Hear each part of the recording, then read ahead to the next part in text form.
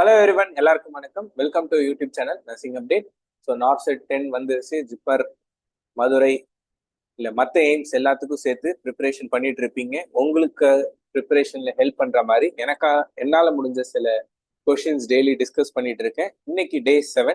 இன்னைக்கான கொஷின் என்னங்கிறத பார்த்துடலாம். First, while assessing the neurological function of a patient, the nurse performs the rhombus test as a screening measurement for. So rhombus test, what is rhombus test? யூஸ்வலாக என்ன செய்வோம், பேஷண்ட்டை நிற்க வச்சுட்டு கண்ணை மூடி நிற்க சொல்லுவோம். அதுதான் வந்துட்டு ராம்பஸ் டெஸ்ட். பாசிட்டிவ் எப்பனா பேஷண்டால ஒழுங்கா நிற்க முடியாது, ஒழுங்கா நிற்க means they ten to fall, கீழே விழுற மாதிரி வந்துருவாங்க. அதுதான் வந்துட்டு ராம்பஸ் டெஸ்ட் அப்படின்னு சொல்லுவோம். எதுக்கு யூஸ் பண்றாங்க அப்படின்னா muscle strength, coordination, balance, sensation இருக்கு. So correct answer is balance தான். Rhombus test is used to assess balance. Okay, மற்றபடி சென்சேஷனுக்கும் கிடையாது, கோஆர்டினேஷனும் கிடையாது, மசில் ஸ்ட்ரென்த்தும் கிடையாது. Next question, which of the following drug is prescribed to antenatal mother for fetal lung maturation? ஆப்ஷன்ல ப்ரோமோகிரிப்டைன் இருக்கு, மெட்டோப்ரோலால் இருக்கு, பிட்டாமெத்தோசோன் இருக்கு, மெட்டோக்ளோப்ரோமைடு இருக்கு. So metoclopramide is nothing but Perinorm. யாருக்கு நம்ம பெரினாம் கொடுப்போம்? To increase the breast milk. Breast milk production increase பண்றதுக்கு will give Perinorm. Then metoprolol is the beta blocker. Then bromocriptine. Bromocriptine எதுக்கு கொடுப்போம்னா to decrease the breast milk. Breast milk ப்ரொடக்ஷனை கம்மி பண்றதுக்கு ப்ரோமோகிரிப்டைன் கொடுப்போம். மீதி இருக்கிறது பீட்டாமெத்தோசோன் ஆர் டெக்ஸாமெத்தோசோன். இது ரெண்டும் தான் வந்துட்டு usually we give for fetal lung maturity. பீட்டாமெத்தோசோனும் டெக்ஸாமெத்தோசோனும் ஆன்டினேட்டல் உமனுக்கு ஐஎம்மா கொடுப்போம். ஏன் கொடுப்போம்னா ஸோ தட் ஃபீட்டஸோட லங்ஸ் வந்து மெச்சூர் ஆகும், அதுக்காக தான் நம்ம கொடுப்போம். ஓகேவா?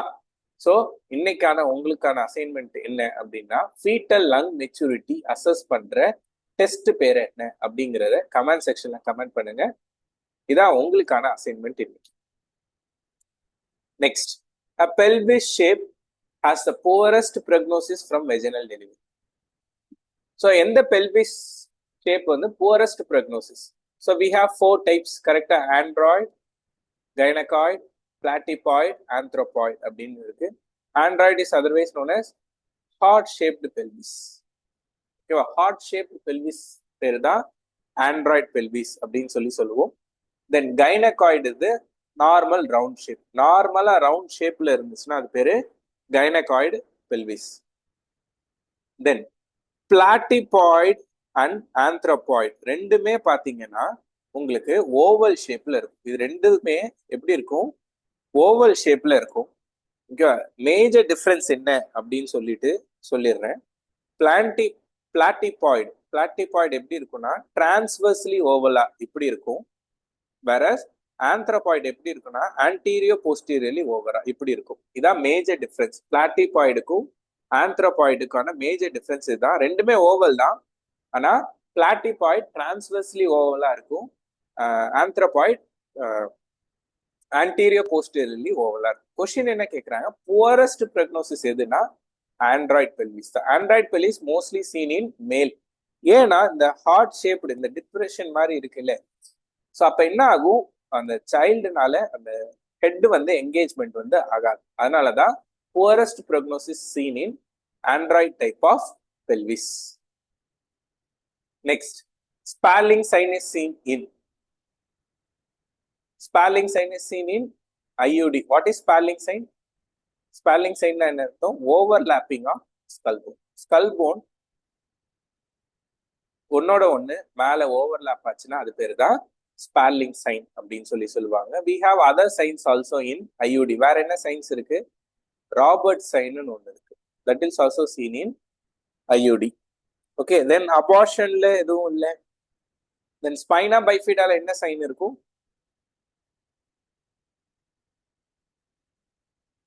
லெமன் அண்ட் பனானா சைன் இருக்கும்.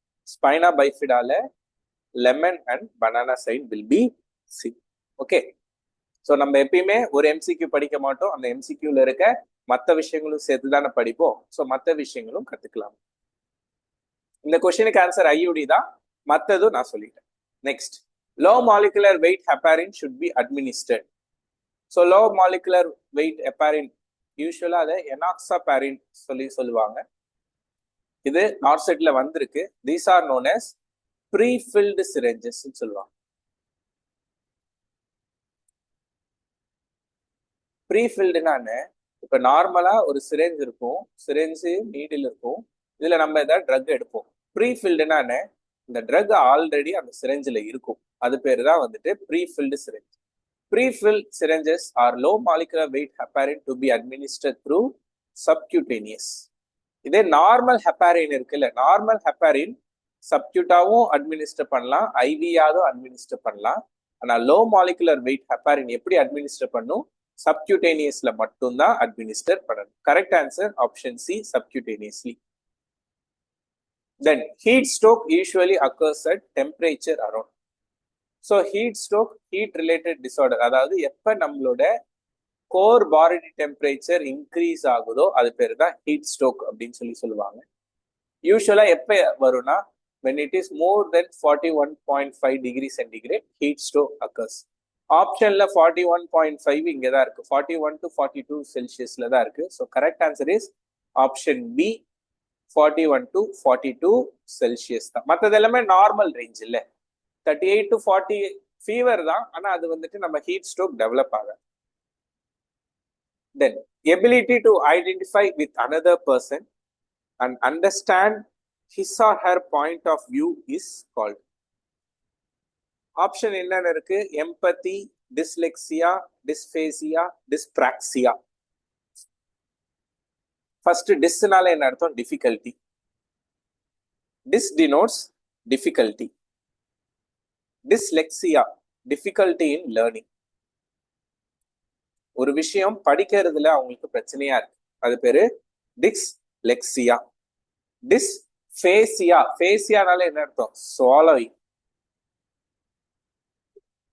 ஃபேசியாங்கிறது வேற, ஃபேஜியாங்கிறது வேற. BHA GIA, GIA denote swallowing, SAA denotes speaking. ஓகேவா? Dysphasia, difficulty in swallowing. Then last, dyspraxia, difficulty in doing activities. Physical அந்த skilled activities பண்றதுல difficulty இருக்கு. ஸோ மீதி இருக்கிறது ஆன்சர் எம்பத்தி எல்லாருக்கும் தெரிஞ்சதுதான், பட் ஸ்டில் மற்ற ஆப்ஷன்ஸும் நான் எக்ஸ்பிளைன் பண்ணிட்டேன். கரெக்ட் ஆன்சர் இதுக்கு ஆப்ஷன் ஏ, எம்பத்தி தான். Next, last question. A nurse is caring for a client who has tracheostomy tube and is undergoing mechanical ventilation.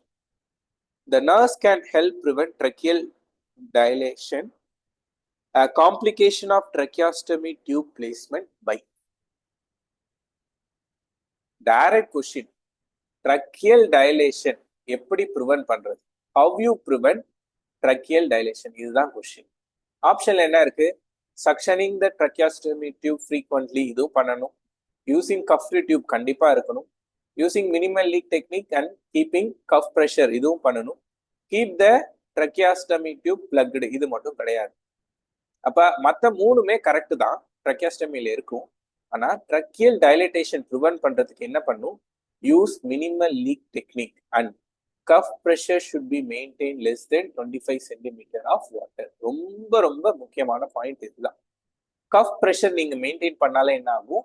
tracheal dilatation நடக்காது. Okay, so correct answer option C தான். Hope இந்த video பிடிச்சிருக்குன்னு நினைக்கிறேன். பிடிச்சிருந்தா உங்க friends எல்லாருக்கும் share பண்ணுங்க. யாரெல்லாம் நார்செட் ப்ரிப்பரேஷன்ல இருக்காங்களோ அவங்களுக்கு இந்த வீடியோவை ஷேர் பண்ணி விடுங்க. மறக்காம வீடியோக்கு ஒரு லைக்கும் பண்ணிடுங்க. Thank you so much guys.